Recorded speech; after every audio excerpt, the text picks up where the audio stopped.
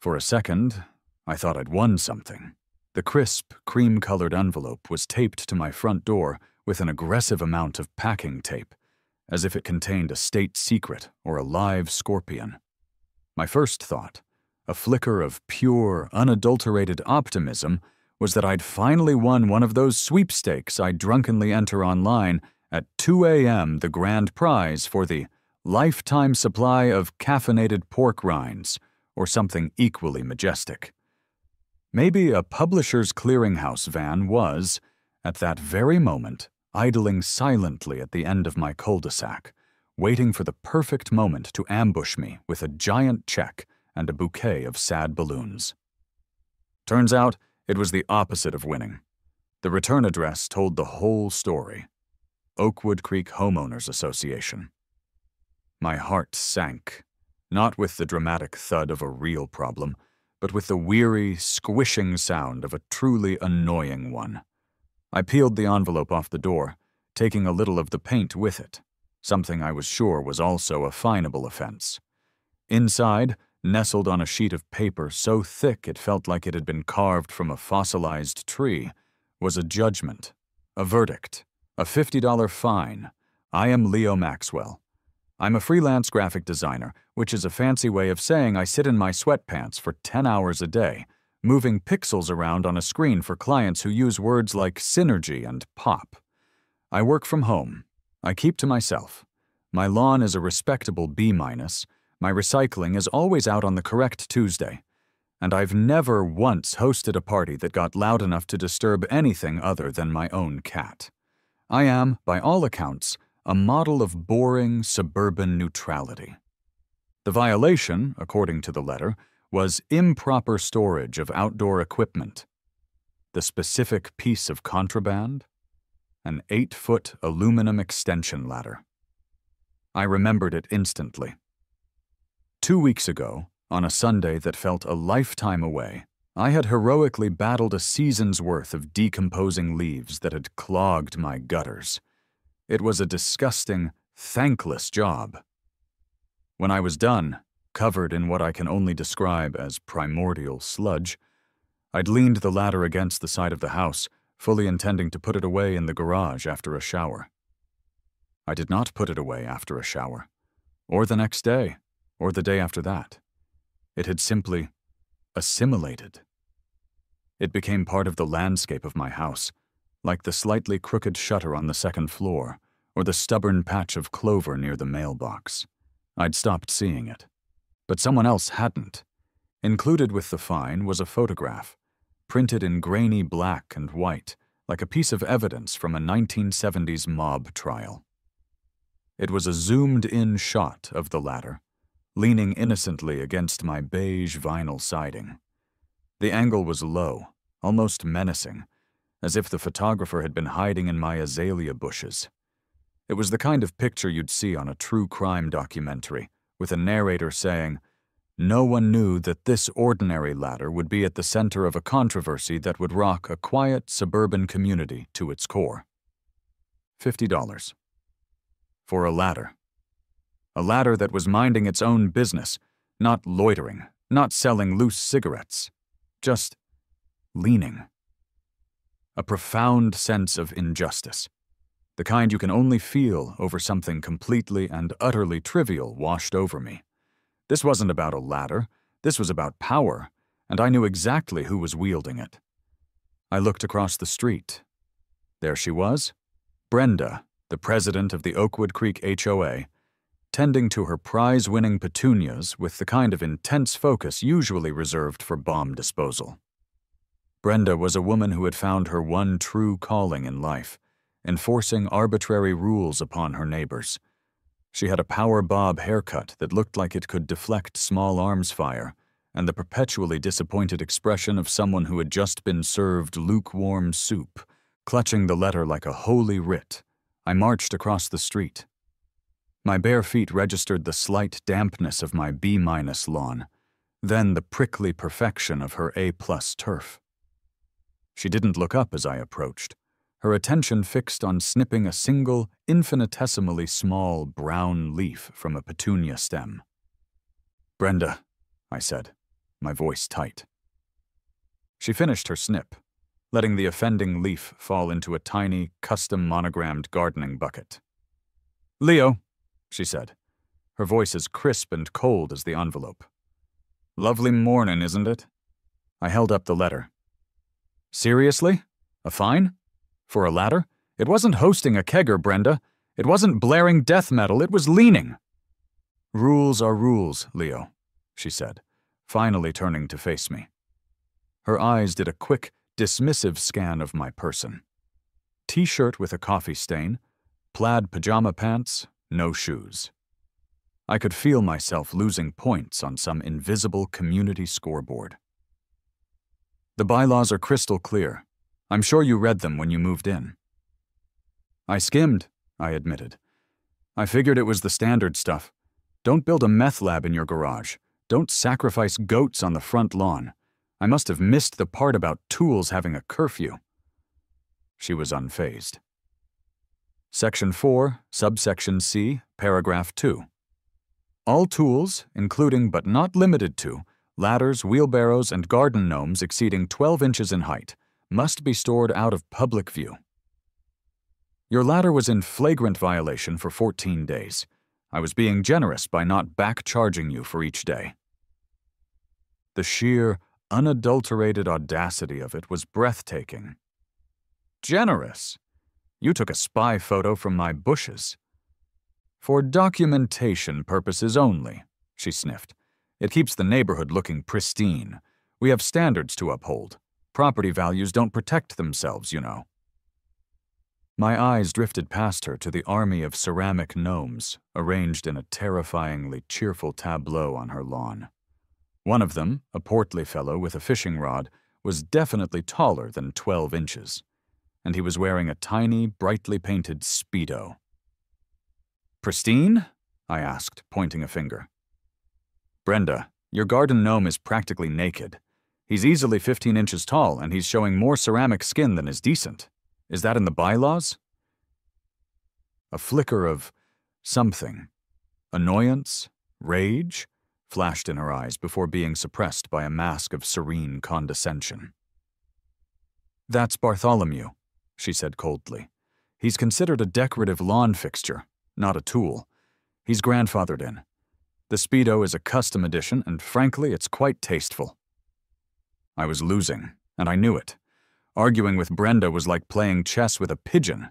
It would just knock over the pieces, crap on the board, and strut around like it had won anyway. "Fine," I said, the word tasting like ash. "Just fine." I turned and trudged back to my own house, the letter crinkling in my fist. As I crossed the threshold from her perfect lawn to my perfectly adequate one, I could feel her eyes on my back. A silent, triumphant judgment.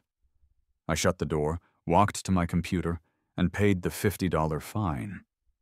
The whole process took 30 seconds, but as I clicked the Confirm Payment button, I wasn't feeling defeated. I was feeling something else entirely. I was feeling creative. That night I was stewing.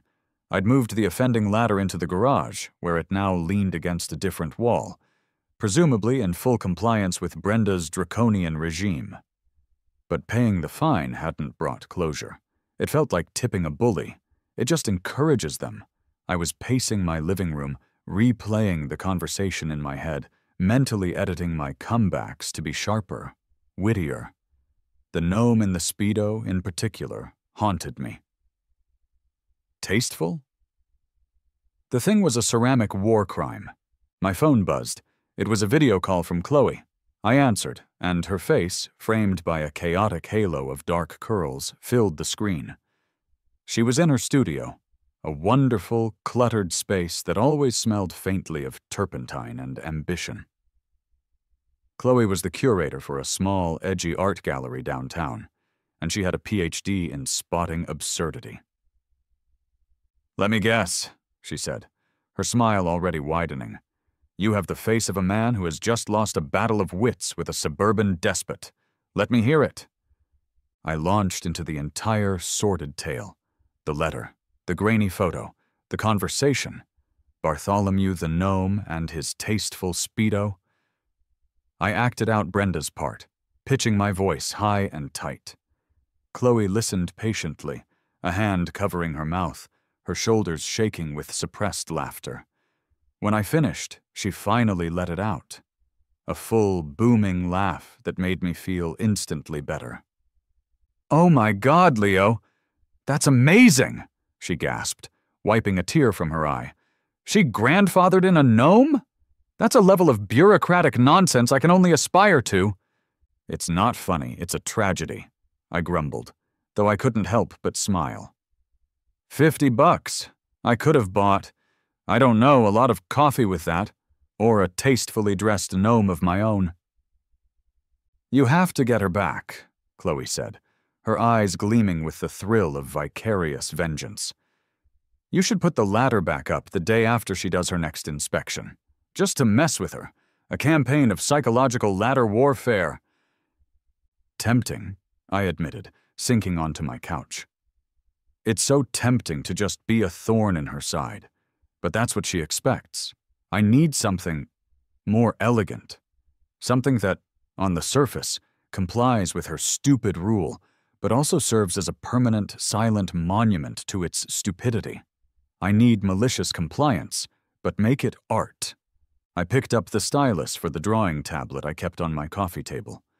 I often sketched idly while I talked, a habit from years of client calls. I pulled up a blank canvas and, without thinking, started drawing the side of my house.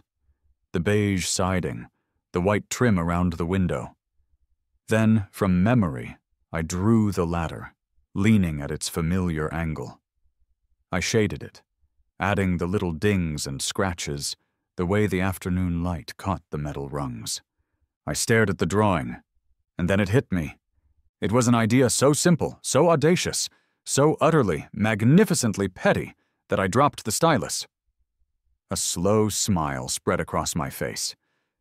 Then I started to laugh. It wasn't a happy laugh, not really.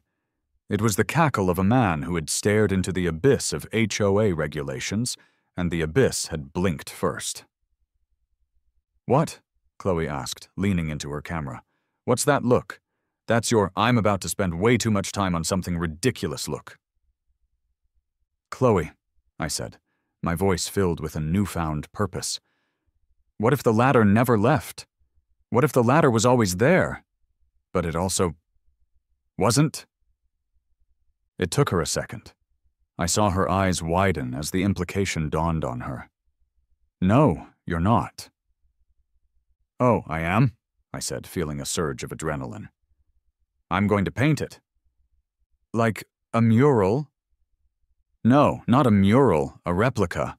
A perfect, hyper-realistic one. One-scale painting of the ladder, right there on the siding where the original used to be.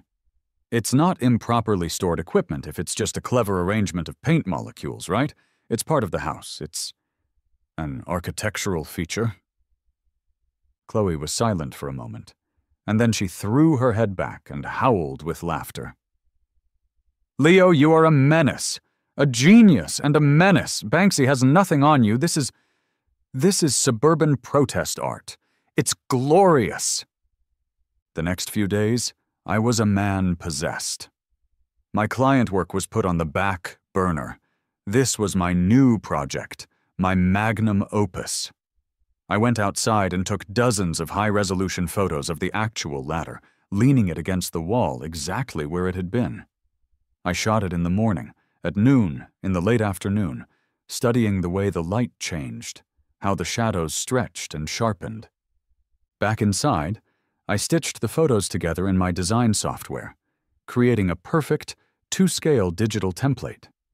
I mapped out every single detail. The faded warning sticker on the side, a small dent on the third rung from that time I dropped a hammer on it, even a subtle touch of rust near one of the joints. This wasn't going to be a cartoon of a ladder. This was going to be a photorealistic masterpiece. The final piece of the puzzle was the execution. I was a digital artist. My canvas was a screen. Siding was a whole different beast. I needed an expert. I needed Frank. Frank was a contractor I'd hired a few years back to replace some storm-damaged siding. He was a big, burly guy with a beard that seemed to contain its own ecosystem, and a laugh that could shake dust from the rafters. I called him. "Frank? Leo Maxwell here." "Leo, hey man, don't tell me a bird flew through your wall again." "Not this time. I have a purely theoretical question. Let's say a guy wanted to paint something incredibly detailed on his vinyl siding. Let's say, for the sake of argument, it's a ladder. What would be the absolute best, most durable, most realistic-looking paint and primer combination for that job?" There was a long pause on the other end of the line. "An illusion?" he finally asked, his voice a low rumble of confusion. "What are you doing, Leo? Trying to paint a Batcave entrance on your garage?" I decided to just tell him the truth. I laid out the whole story. The fine, Brenda, the gnome, the spark of malicious inspiration. I expected him to be confused, but instead the silence was broken by a deep, booming laugh that rattled the speaker of my phone. "Oh, that's beautiful," he wheezed. "That's the most glorious, beautiful, stupid thing I've ever heard. I love it. I want in." "You do?" "Hell yeah. Okay, listen up, Rembrandt." For the next 20 minutes, Frank gave me a masterclass in exterior painting. He told me about special primers that bond to vinyl, the best brand of acrylic paint with UV inhibitors, the right kind of matte sealant to cut glare and protect it from the elements. He even told me which type of airbrush nozzle would be best for creating the metallic sheen. "Send me the address," he said as we were hanging up. "I gotta swing by and consult. This I have to see. I'll bring the beer, you bring the spite." The plan was in motion. The supplies were ordered. The weekend was clear. Operation Ghost Ladder was a go. The weekend arrived under a blanket of perfect, cloudless sky, what Brenda would probably call excellent weather for community compliance. For me, it was excellent weather for committing art.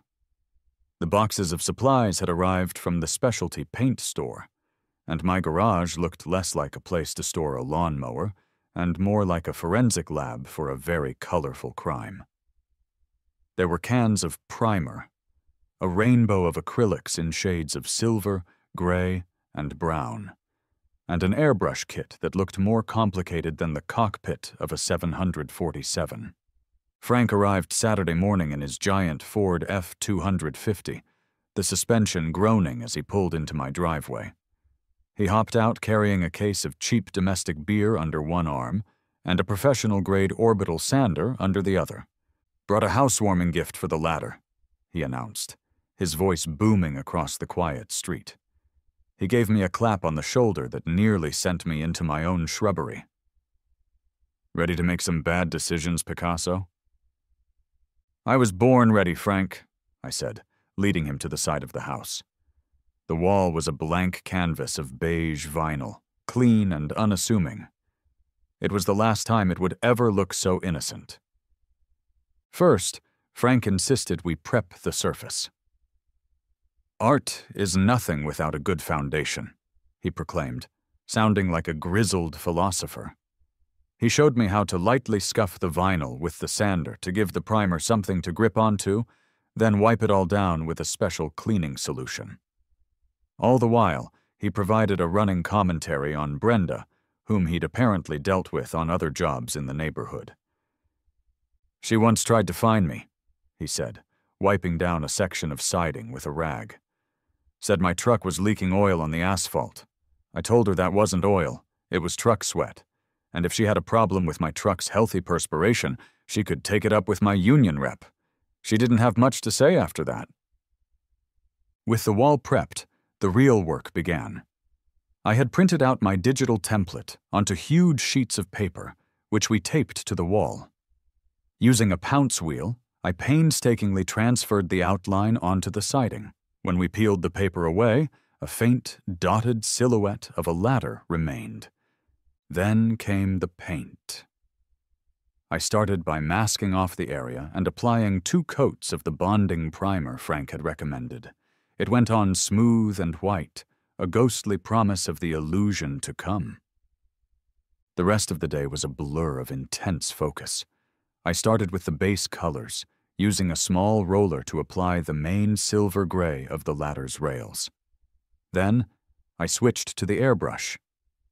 It was a delicate, nerve-wracking process. I worked from my reference photos, meticulously layering shades of gray and white to create the illusion of rounded, metallic surfaces. I added the darker tones for the underside of the rungs, the subtle highlights where the sun would hit. Frank acted as my spotter and creative consultant, sitting in a lawn chair with a beer, offering surprisingly insightful critiques. "Needs more umber in that shadow on the left rail," he'd call out. "You want it to pop in the morning sun. Make it look like you could grab it." "The dent on that third rung isn't dented enough," he'd shout. "It needs to tell a story. The story of a clumsy idiot who dropped a hammer." We worked late into the evening, illuminated by a pair of work lights that cast long, dramatic shadows across the lawn. We were a bizarre sight. One guy on a step stool, armed with an airbrush, spraying a wall with intense concentration, and another, larger guy heckling him from a chair. A few neighbors, on their evening walks, slowed down, staring with open curiosity, but no one said a word. The sheer weirdness of the scene seemed to grant us a temporary shield of immunity. Sunday was for the details. This was where the magic would happen. I switched to tiny brushes, the kind used for painting miniatures. I added the faded red letters of the warning sticker, making them look weathered and slightly peeled. I painted the subtle scuffs and scratches on the rungs, the little patches where the aluminum had oxidized to a dull white. The pièce de résistance was the faint touch of rust-colored paint I added to the hinge joint, a detail I was particularly proud of. Finally, late Sunday afternoon, it was time for the last step, the matte weather sealing spray. It would cut the shine, making the paint look less like paint and more like aged metal, and protect my masterpiece from the elements, and hopefully from Brenda's wrath. I applied 3 even coats, and as the spray settled, the illusion solidified. It was done. We stepped back, standing in the middle of the lawn to admire our work. It was uncanny. From more than 10 feet away, it was absolutely, positively indistinguishable from the real ladder. The shadows I had painted lined up perfectly with the real shadows being cast by the house. It looked solid. It looked real. It looked like a $50 fine waiting to happen all over again. "Holy crap," Frank breathed, a rare note of genuine awe in his voice. "Kid, you're an evil genius. That's not a painting, that's a trap." I felt a surge of pride, so potent it was almost dizzying. It was, without a doubt, the most beautiful and pointless thing I had ever created. I sent a picture to Chloe, whose reply was just a string of a dozen mind-blown emojis. Now all that was left was to wait for the fish to take the bait. I knew Brenda did her weekly community walkthrough every Tuesday morning, clipboard in hand, searching for infractions. I went inside and set up a small webcam in my office window, angled perfectly to capture the side of the house. I hit record. The trap was set. Tuesday morning felt like the dawn of a new era. I made coffee, but was too jittery to drink it. I sat at my desk, pretending to work, but my eyes were glued to the live feed from the webcam on my second monitor. The suburban street was quiet. A car drove by. A man jogged with his golden retriever. It was all agonizingly normal. Then, at precisely 9:15 a.m., she appeared. Brenda rounded the corner onto my street, a vision in beige khaki and righteous indignation. She had her clipboard, a pen tucked behind her ear, and a visor that seemed to concentrate the sun's rays into a beam of pure judgment. She walked with a purpose, her head swiveling from side to side, scanning for overgrown hedges and improperly placed recycling bins. My heart started to beat a little faster. This is it. She paused at Mr. Henderson's house next door, making a note on her clipboard. I imagined the infraction. Lawn gnome, Bartholomew's cousin perhaps, exceeding height regulation by 3 centimeters. Then she continued, her path taking her directly toward my house, toward the wall. She was about 20 feet away when she first saw it. She stopped dead. Her whole body went rigid.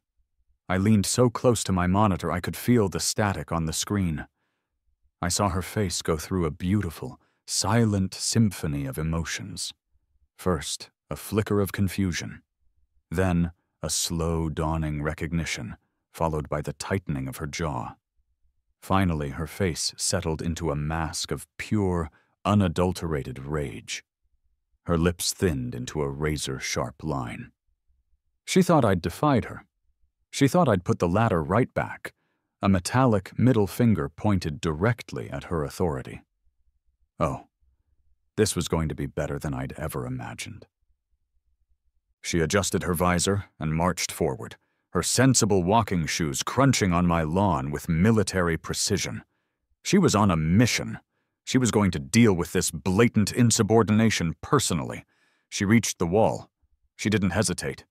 She reached out with both hands to grab the side of the ladder, clearly intending to wrench it away from the house and throw it to the ground. And then it happened. Smack! The sound of her palms slapping flat against the hard vinyl siding was so perfect, so deeply satisfying, I had to stifle a bark of laughter with my hand. Her body jolted from the impact. She stumbled back a step, staring at her hands, then at the wall, her mind visibly short-circuiting as it tried to process the sensory data. Ladder is there, but ladder is not there. Does not compute. She tried again, this time with more force. She braced herself and shoved her shoulder into it, grunting with the effort. She might as well have been trying to shoulder tackle the house itself. She just bounced off, looking even more bewildered. She poked a rung with her finger, then she scraped it with her fingernail. A look of horrified understanding finally dawned on her face. Her expression curdled from rage into something far more potent. Utter humiliation. She knew.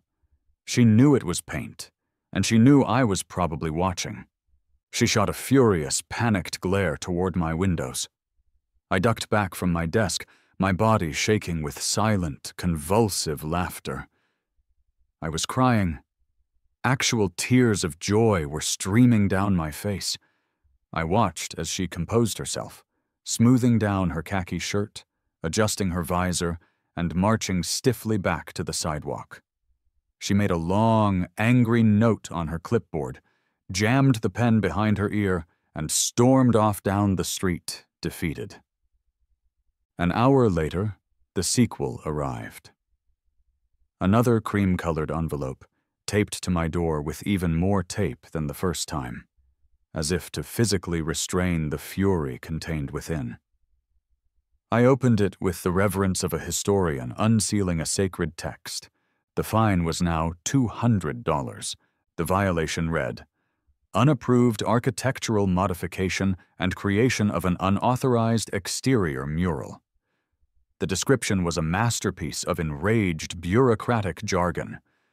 The homeowner has, without prior written consent from the Architectural Review Committee, applied a permanent cosmetic treatment to the exterior siding designed to mimic the appearance of a piece of improperly stored equipment. This trompe-l'oeil creates a confusing and aesthetically disharmonious visual element, thereby violating community standards and mocking the established bylaws. Mocking the established bylaws. She actually wrote that. I was going to frame it. This was too good to keep to myself. I grabbed my phone. I posted a 2-part story. The first picture was of the original $50 fine for the real ladder. The second was the short, glorious video clip from my webcam of Brenda trying to wrestle my wall into submission. I typed a simple caption. "My HOA is a masterclass in not being able to take a joke. #HOA from hell, #malicious compliance." I posted it to my personal social media accounts and, for good measure, shared it to the official Oakwood Creek Neighborhood Facebook group. Then I went to make more coffee. By the time the coffee was brewed, my phone was having a seizure. The neighborhood group had erupted into a full-blown civil war. Brenda's allies were furious. "This is childish and disrespectful. Brenda works tirelessly to maintain our property values," one commented. But they were quickly drowned out by a wave of support. "This is the funniest thing I've ever seen. Leo, you're a legend," wrote another. Someone else chimed in. "I got fined last month because my welcome mat was deemed excessively whimsical. Go Leo." The story was shared, then shared again. By evening, a local news blog had picked it up. Their headline read, "Local man fights HOA with paintbrush in petty masterstroke." The article included screenshots from the Facebook group and an embedded version of the video of Brenda versus the wall. My little act of spite was no longer a private war. It was a public spectacle, and Brenda, I knew, was not going to take that lying down. Brenda, it turns out, does not handle public humiliation well. The blog post and the viral video had transformed her from a neighborhood nuisance into a local laughingstock. Her power, which was built entirely on the perceived seriousness of her position, was crumbling. And, like any cornered despot, she decided to escalate by calling in a bigger, more official power. She called the cops. I was in the middle of a client project trying to convince a man who sold artisanal dog food that the color beige wasn't dynamic enough for his brand logo when the doorbell rang.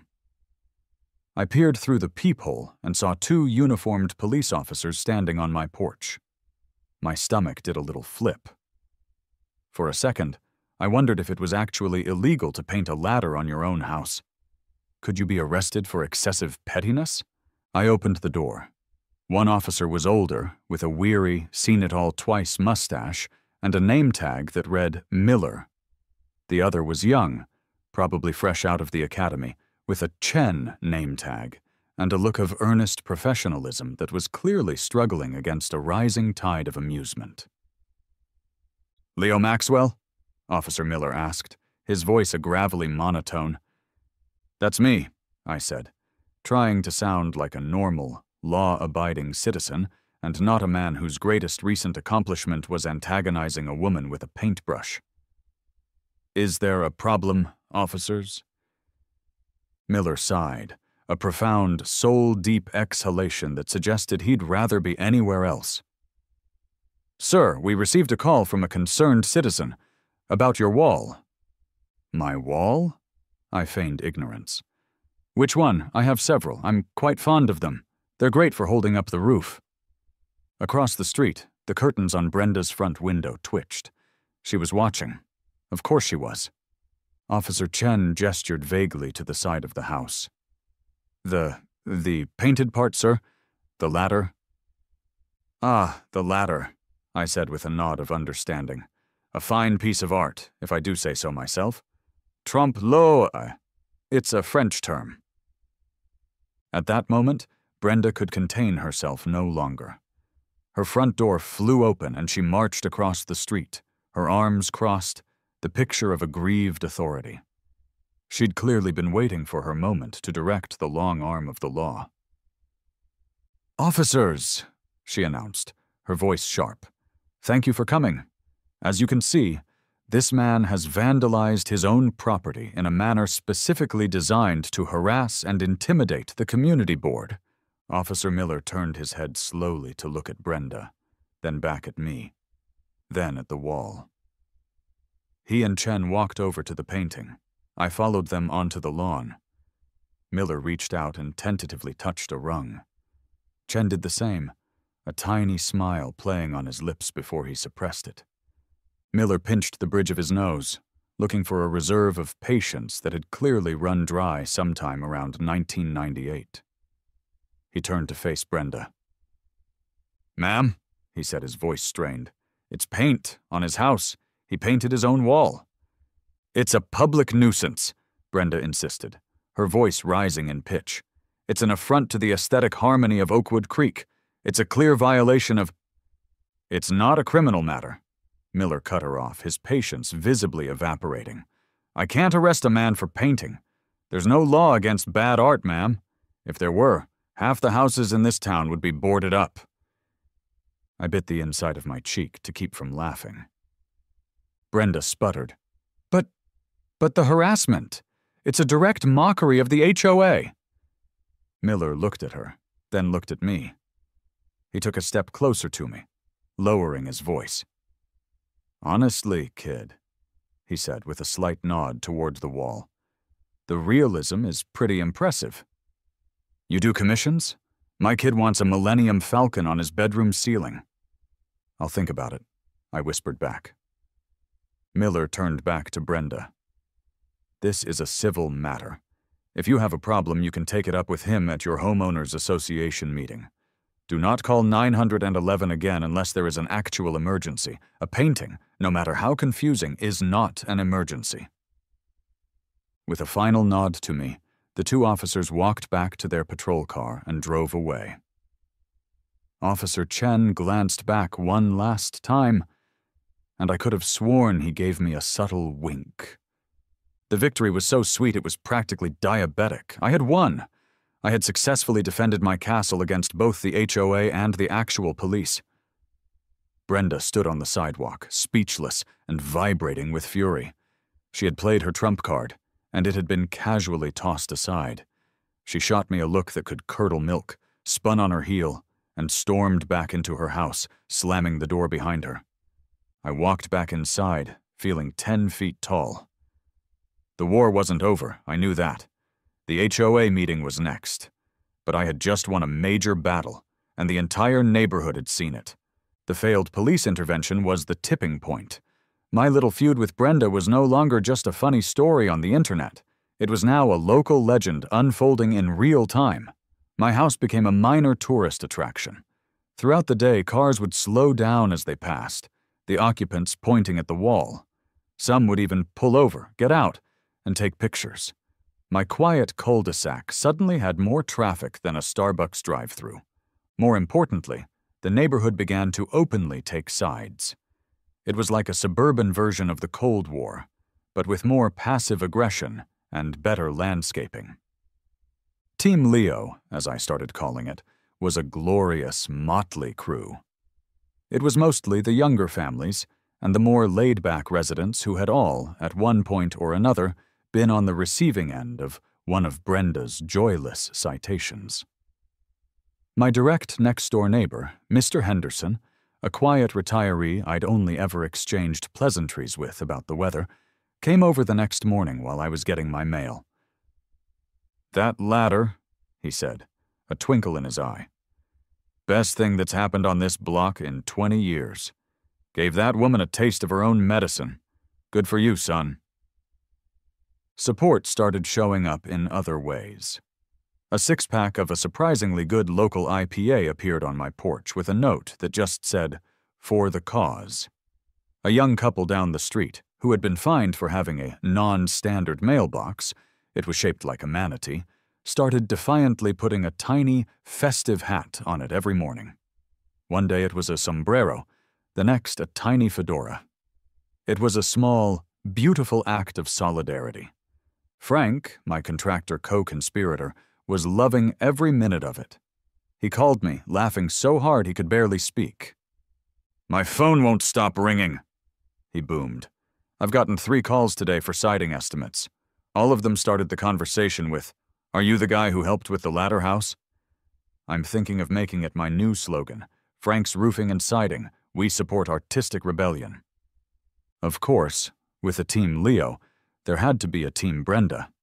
Her loyalists were a smaller but more vocal contingent of older residents who believed that the HOA bylaws were the only thing standing between Oakwood Creek and total apocalyptic chaos.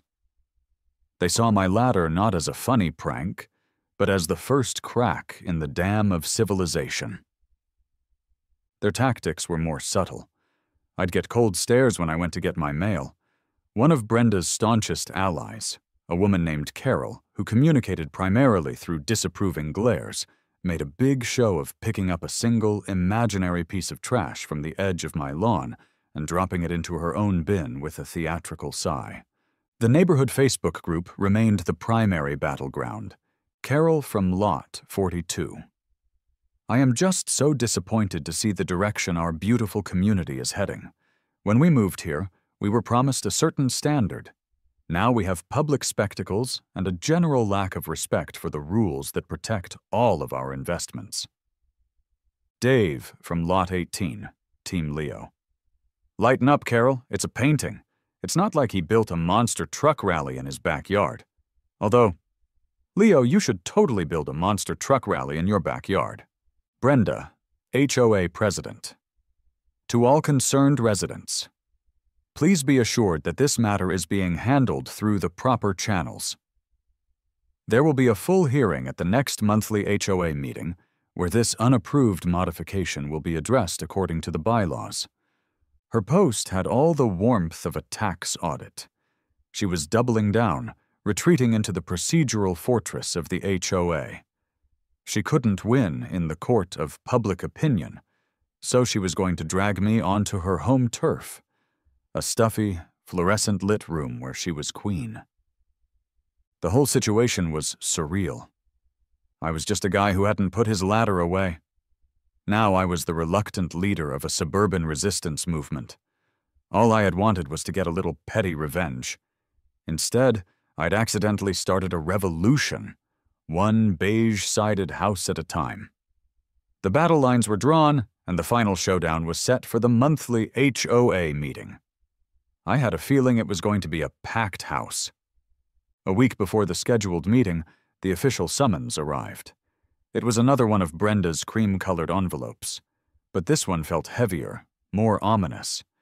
It wasn't just a fine, it was a formal notice to appear.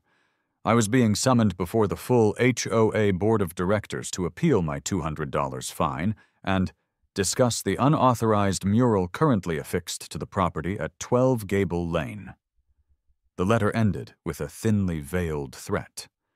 Failure to attend will result in the immediate and permanent application of the fine, and may lead to further corrective action, including the placement of a lien on the property. A lien? She was threatening to put a lien on my house over a painting. The woman's capacity for escalation was truly a thing to behold. She can't be serious, I said, reading the letter aloud to Chloe over the phone that night. Oh, she is 100% serious, Chloe replied. Her voice was a mix of outrage and giddy excitement. This is her Super Bowl, Leo. You're not just appealing a fine anymore.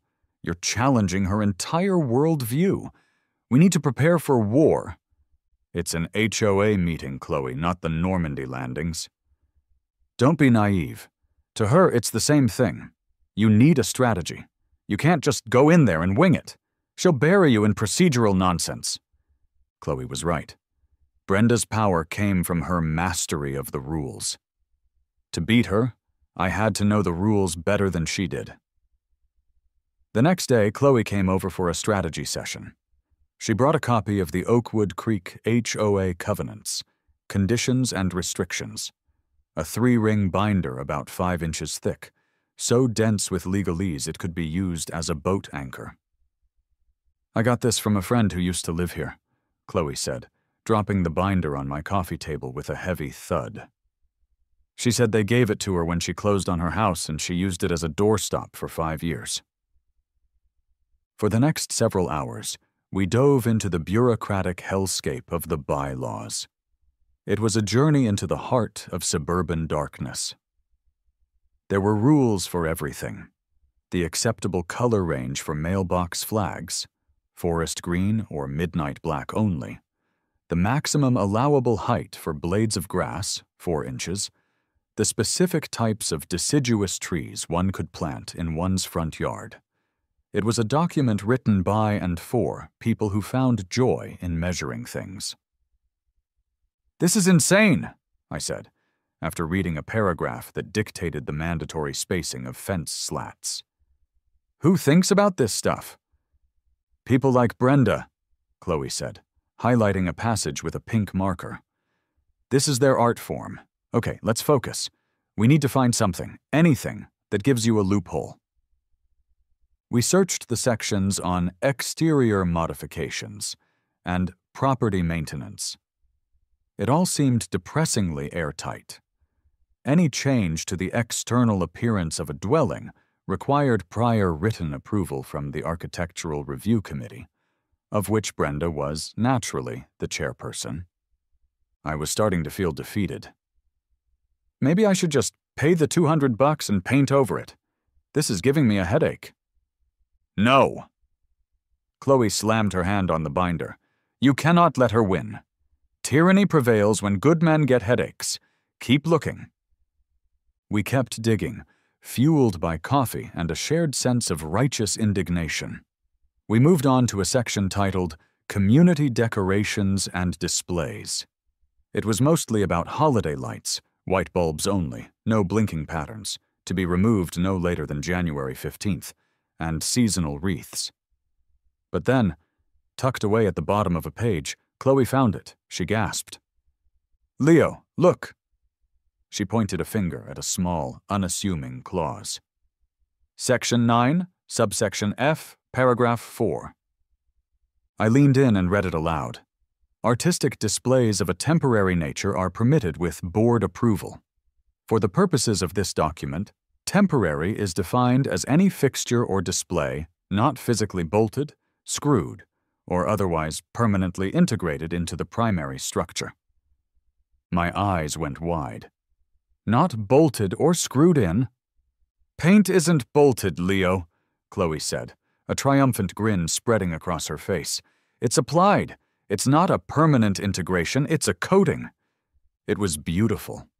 It was a classic lawyerly distinction, but it got even better. We flipped back to the architectural modification section that Brenda had cited in my fine.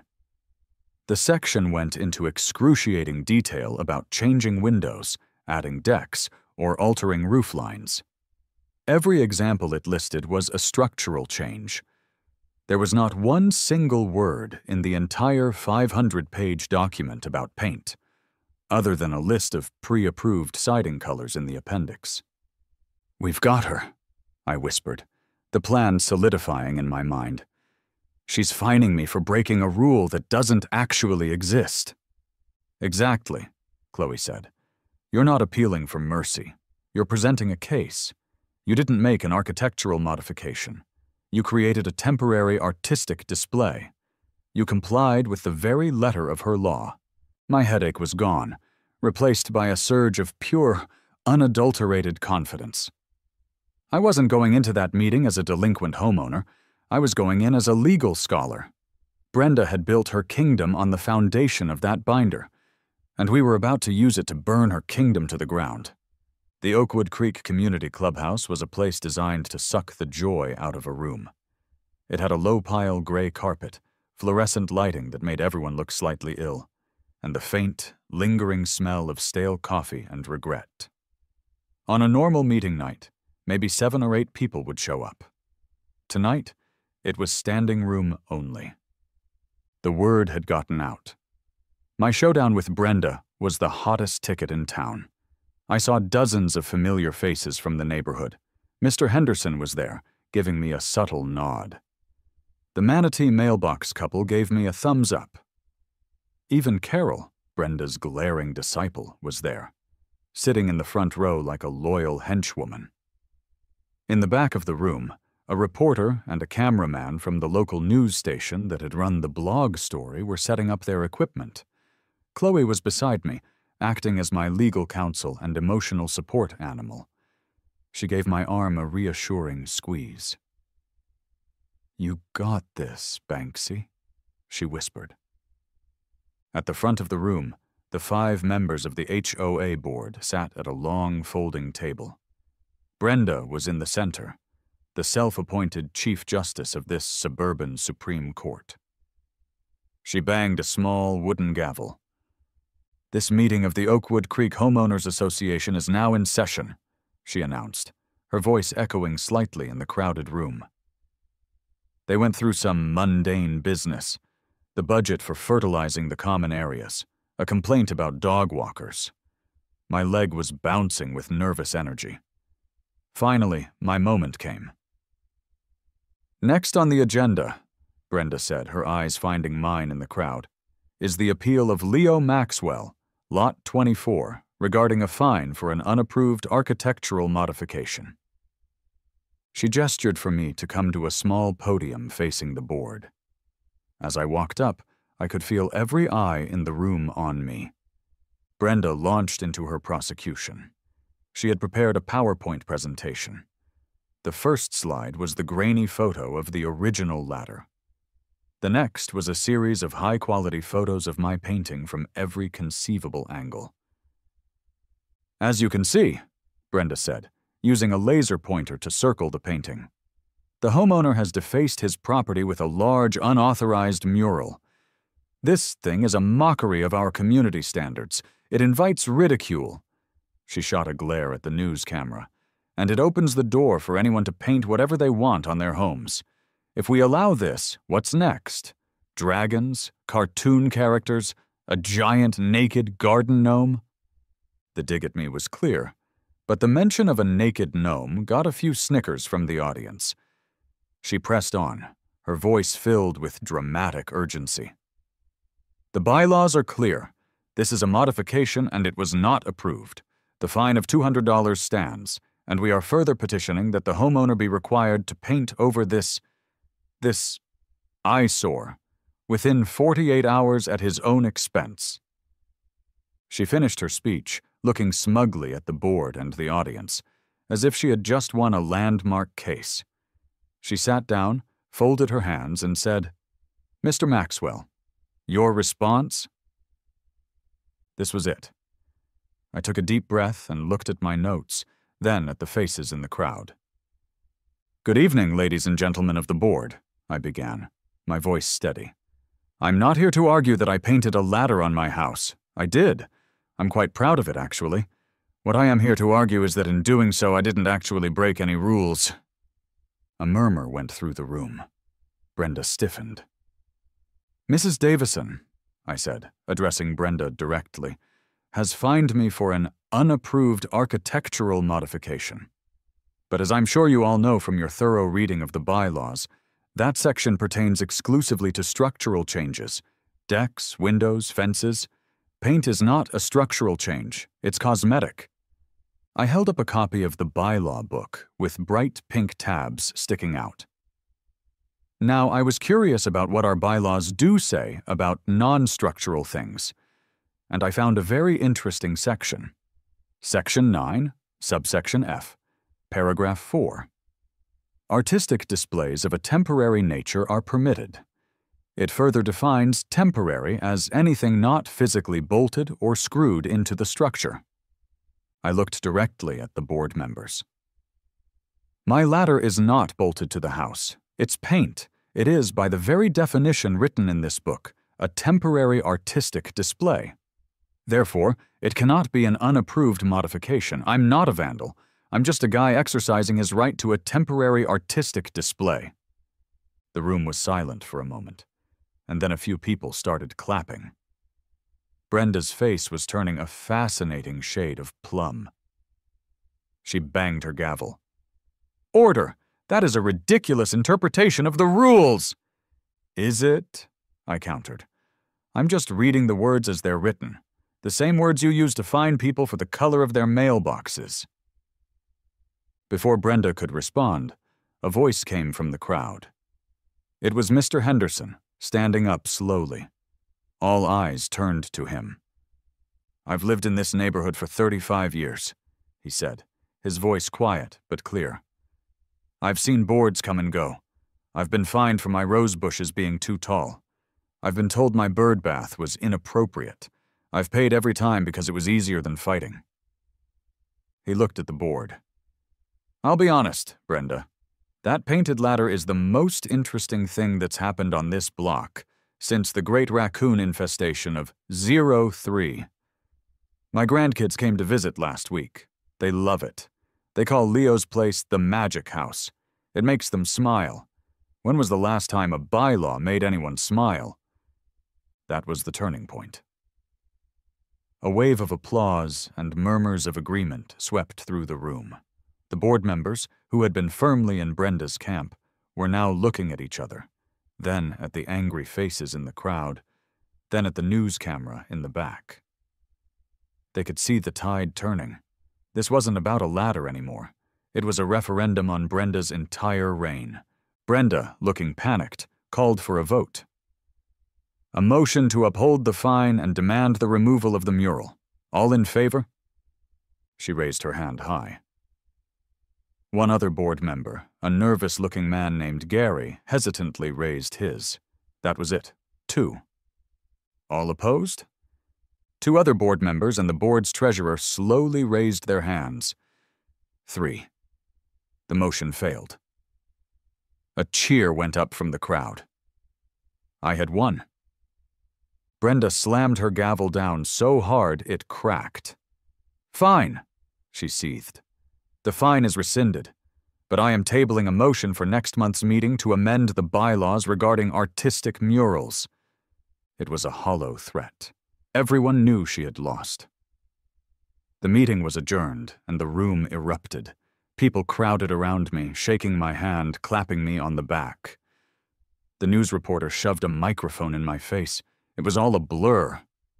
Amid the chaos, I saw Brenda stuffing her papers into a briefcase, her face a mask of cold fury. She didn't look at anyone as she stalked out of the clubhouse, her reign as the undisputed tyrant of Oakwood Creek effectively over.